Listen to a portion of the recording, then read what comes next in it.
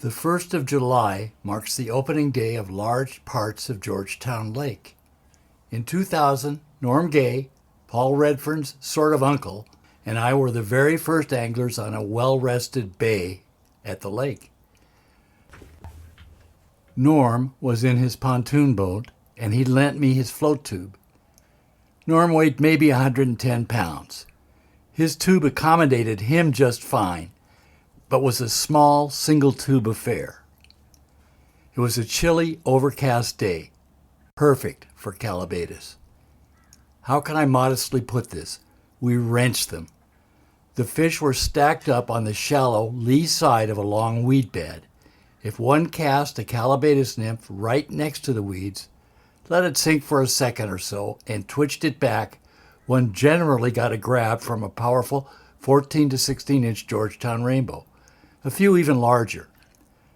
Of course, that pattern didn't always hold.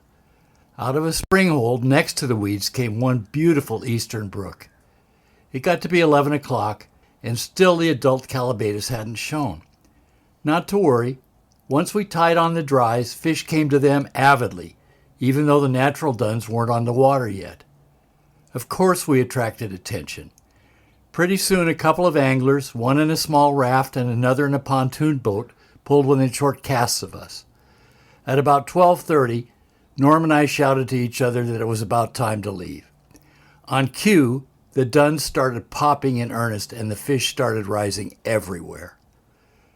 Probably the biggest rainbow of the day engulfed Norm's dry. Despite his best efforts, the fish ended up lying on the lake bottom bleeding from the gills. I can't stand to see a fish wasted.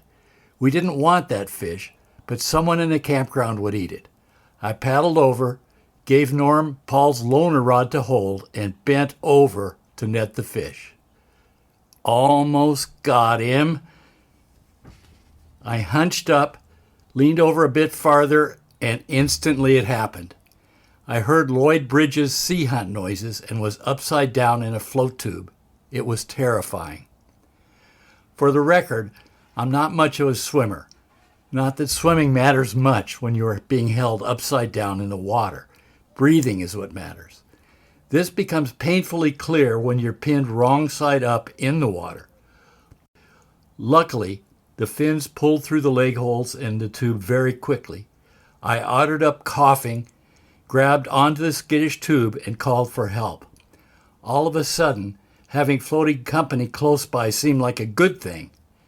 Norm was there quickly, and after I hooked my left arm around the back of his pontoon boat and, keeping my right arm on the float tube, we plodded our way to shore. The guy in the pontoon boat, who I had counted on for immediate assistance, just asked if I had an extra life vest and proceeded to take over our spot. I got the feeling that he could have been more help if the fish weren't rising.